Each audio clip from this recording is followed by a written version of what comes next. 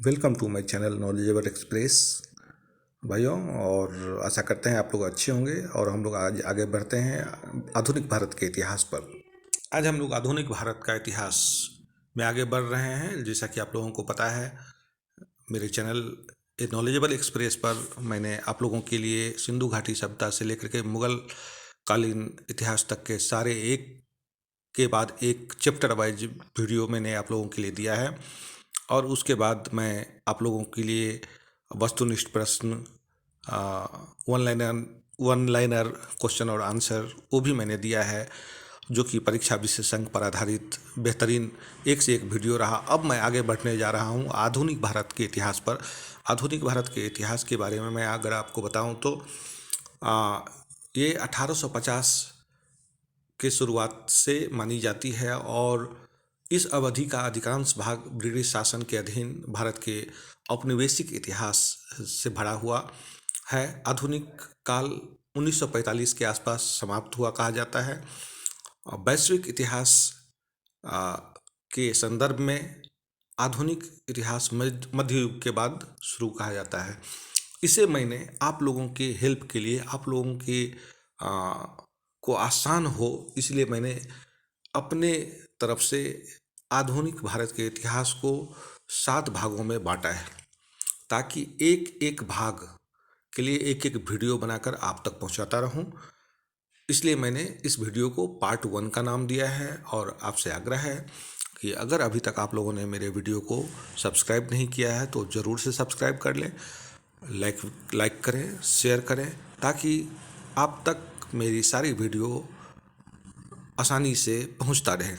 हम लोग आगे बढ़ते हैं आधुनिक भारत के इतिहास पर। और जैसा कि मैंने बताया कि इसे 7 भागों में मैंने बांटा है, जिसमें पार्ट 1 में मैंने लिया है पुर्तगालियों का भारत पर आक्रमण, भारत में डचों का आगमन, अंग्रेजों का भारत आगमन, भारत में फ्रांसीसियों का आगमन।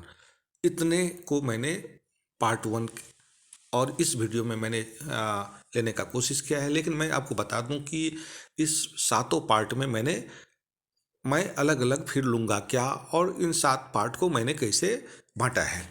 तो ये पार्ट 1 हुआ। पार्ट 2 की अगर मैं बात करूं तो भारत में अंग्रेजों की विजय, कर्नाटक का युद्ध, पलासी का युद्ध, बक्सर की लड़ाई, अंगल मराठा युद्ध, अंगल सिख युद्ध।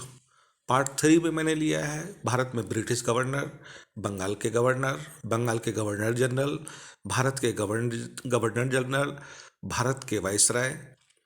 इसके बाद मैंने पार्ट 4 में लिया है, भाग 4 में लिया है ब्रिटिश शासन के विरुद्ध आरंभिक आंदोलन, भाग 1, ब्रिटिश शासन के विरुद्ध प्रारंभिक आंदोलन पार्ट 2, ब्रिटिश शासन के विरुद्ध प्रारंभिक आंदोलन पार्ट 3 और ब्रिटिश शासन के विरुद्ध प्रारंभिक आंदोलन पार्ट 4। पार्ट 5 में मैंने लिया है 1857 की क्रांति और 1857 की क्रांति व उसके दमनकर्ता। भाग 6 में हमने लिया है आंदोलन, जिसमें भारतीय समाज में सामाजिक व धार्मिक सुधार आंदोलन, बंगाल विभाजन 1905 से 1911, चंपारण में सत्याग्रह, खेरा सत्याग्रह 1918, अहमदाबाद मिल मजदूर आंदोलन 1918। और इसके बाद भाग 7 में मैंने लिया है भारत में ब्रिटिश शिक्षा नीति। उसमें मैंने लिया है भारत में ब्रिटिश शिक्षा नीति, मैकाले शिक्षा पद्धति, वुड घोषणा पत्र, हंटर कमीशन, कर्जन की शिक्षा नीति, 1913 का शिक्षा नीति संबंधी सरकारी प्रस्ताव, सैंडलर विश्वविद्यालय कमीशन, हर्टाग समिति, सार्जेंट शिक्षा योजना, स्वाधीनता के पश्चात भारतीय शिक्षा का विकास। उसके बाद ये 7 भाग हमने आधुनिक भारत पर को लेकर के डिवाइड किया है। अब पार्ट 1 के लिए एक अलग वीडियो होगा, पार्ट 2 के लिए अलग होगा, पार्ट 3 के लिए अलग होगा, पार्ट 4, 5, 6, पार्ट 6, पार्ट 7, इन सभी के लिए मैं आप लोगों को अलग अलग वीडियो दूंगा। पार्ट 1 वीडियो के बाद मैं आप लोगों को इस पर आधारित प्रश्नोत्तर दूंगा। उसी तरह पार्ट 2 वीडियो दिखाने के बाद उस पर आधारित प्रश्नोत्तर दूंगा। पार्ट 3 के बाद इस तरह से एक एक पार्ट के बाद मैं आप लोगों को इस पर आधारित प्रश्नोत्तर भी दूंगा जो कि परीक्षा विशेषांक पर आधारित होगा। तो एक एक वीडियो काफ़ी महत्वपूर्ण होने वाला है, इसीलिए मैं आप लोगों को बता रहा हूँ कि मैं अभी पार्ट 1 अभी बताने जा रहा हूँ। आगे सारे के सारे पार्ट आप लोगों को मिलेंगे, तो वीडियो को सब्सक्राइब करना जरूरी है। हम लोग चलते हैं, पहले प्रारंभ करते हैं पुर्तगालियों का भारत पर आगमन। तो यूरोपीय शक्तियों में पुर्तगाली कंपनी ने भारत में सबसे पहले प्रवेश किया। भारत के लिए नए समुद्री मार्ग की खोज पुर्तगाली व्यापारी वास्को डी गामा ने 17 मई 1498 को भारत के पश्चिमी तट पर अवस्थित बंदरगाह कालीकट पहुंचकर की। पुर्तगालियों ने के भारत आगमन से भारत एवं यूरोप के मध्य व्यापार के क्षेत्र में नए युग का सूत्रपात हुआ। भारत में कालीकट, गोवा, दमन द्वीप व हुगली के बंदरगाह में पुर्तगालियों ने अपनी व्यापारिक कोठियों की स्थापना की। 1502 ईस्वी में वास्को डी गामा पुनः भारत आया। भारत में प्रथम पुर्तगाली फैक्ट्री की स्थापना 1503 ईस्वी में कोचीन में की गई तथा द्वितीय फैक्ट्री की स्थापना 1505 ईस्वी में कनूर में की गई। पुर्तगाल के से प्रथम वायसराय के रूप में फ्रांसिस्को द अल्मेडा का भारत में आगमन 1505 ईस्वी में हुआ। फ्रांसिस्को द अल्मेडा 1509 ईस्वी तक भारत में रहा। उसे पुर्तगाली सरकार की ओर से यह निर्देश दिया गया था कि वह भारत में ऐसे दुर्गों का निर्माण करे जिसका उद्देश्य सिर्फ सुरक्षा न होकर हिंद महासागर के व्यापार पर पुर्तगाली नियंत्रण स्थापित भी हो सके। उसके द्वारा अपनाई गई यह नीति नोले या शांत जल की नीति कहलाई। 1508 ईस्वी में अल्मेडा संयुक्त मुस्लिम नौसैनिक बेरे, मिस्र, तुर्की, गुजरात जो हैं इसके साथ चौल के युद्ध में पराजित हुआ। सन 1509 ईस्वी में भारत में अगले पुर्तगाली वायसराय के रूप में अल्फ्रांसो द अल्बुकर्क का आगमन हुआ। अल्फ्रांसो द अल्बुकर्क को भारत में पुर्तगाली शक्ति का वास्तविक संस्थापक माना जाता है। इसने कोचीन को अपना मुख्यालय बनाया। अल्बुकर्क ने 1510 ईस्वी में गोवा को बीजापुर के शासक यूसुफ आदिल शाह से छीनकर अपने अधिकार क्षेत्र में कर लिया।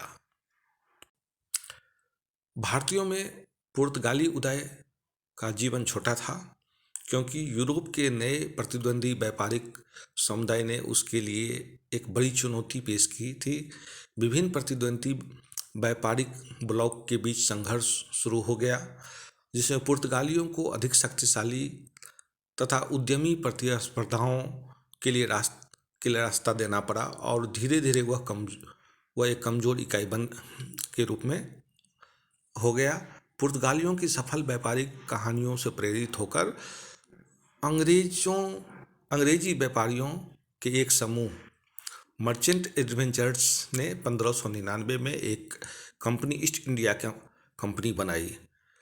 कंपनी को महारानी एलिजाबेथ प्रथम से 31 दिसंबर 1600 को पूर्व में व्यापार करने के लिए अधिकृत करने वाला एक शाही चार्टर प्राप्त हुआ। उसके बाद आता है डच आगमन। डच हॉलैंड, वर्तमान में नीदरलैंड के लोगों को डच कहा जाता है। पुर्तगालियों के साथ के बाद डच ने भारत में अपने पैर जमाए। ऐतिहासिक रूप से डच समुद्री व्यापार के विशेषज्ञ रहे हैं। 1602 ईस्वी में नीदरलैंड की यूनाइटेड ईस्ट इंडिया कंपनी का गठन किया गया और डच सरकार द्वारा भारत सहित ईस्ट इंडीज में व्यापार करने की अनुमति दी गई। डचों ने 1605 में आंध्र प्रदेश के मुसलीपट्टनम में अपना पहला कारखाना स्थापित किया।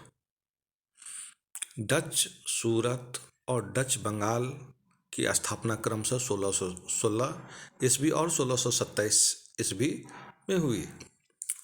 डचों ने 1656 में सिलोन को पुर्तगालियों से जीत लिया। उन्होंने 1671 ईस्वी में मालाबार तट पर पुर्तगाली किले को भी अपने कब्जे में ले लिया। उनके द्वारा जो सिक्के हुए, डच ने भारत में अपने प्रवास के दौरान सिक्कों की ढलाई पर हाथ आजमाए। जैसे जैसे उनका व्यापार फलता फूलता गया, उन्होंने कोचीन, मुसलीपट्टम, नागपट्टम, पांडिचेरी और पुलिकट में टकसालों की स्थापना की। इससे भी अधिक पुलिकट टकसाल में भगवान वेंकटेश्वर, भगवान विष्णु की छवि के साथ सोने का शिवालय जारी किया गया। भारतीय उपमहाद्वीप पर डचों की उपस्थिति 1605 ईस्वी से 1825 ईस्वी तक रही। पूर्वी व्यापार में ब्रिटिश शक्ति के उदय ने डचों के वाणिज्यिक हितों के लिए गंभीर चुनौती पेश की। इसके बाद अंग्रेज ने एक के बाद एक डच के गढ़ों पर अपना कब्जा जमा लिया। फ्रांसीसी, तो फ्रेंच ईस्ट इंडिया कंपनियों का गठन 1664 ईस्वी में राजा लुई 14 के शासनकाल के दौरान भारत के साथ व्यापार करने के लिए किया गया। 1668 में फ्रांसीसियों ने सूरत में अपना पहला कारखाना स्थापित किया। 1669 में मुसलीपट्टम में एक और फ्रांसीसी कारखाना स्थापित किया। 1673 ईस्वी में बंगाल के मुगल सूबेदार ने फ्रांसीसियों को चंदनागौर में एक बस्ती स्थापित करने की अनुमति दे दी। 1674 में फ्रांसीसियों ने बीजापुर के सुल्तान से पांडिचेरी नामक गांव प्राप्त किया। इसके बाद फ्रेंच ईस्ट इंडिया कंपनी ने 1723 में यानम, 1725 में मालाबार तट पर माहे और 1739 में कराईकल पर अपना अधिकार कर लिया। तो ये था हमारा पार्ट 1, जो कि आप लोगों को मैंने थोड़ा सा बताया। अब इस पार्ट 1 पर नेक्स्ट जो हमारा वीडियो आएगा, इस पर आधारित प्रश्नोत्तर पर आएगा। तो आप लोग मेरे आगे के सभी पार्ट को देखने के लिए वीडियो को सब्सक्राइब कर लें, लाइक करें, शेयर करें, ताकि आप तक सारे मेरे वीडियो पहुंचता रहे। तो वीडियो को लाइक कर दें, कमेंट्स करें, शेयर करें और सब्सक्राइब करें। Thank you.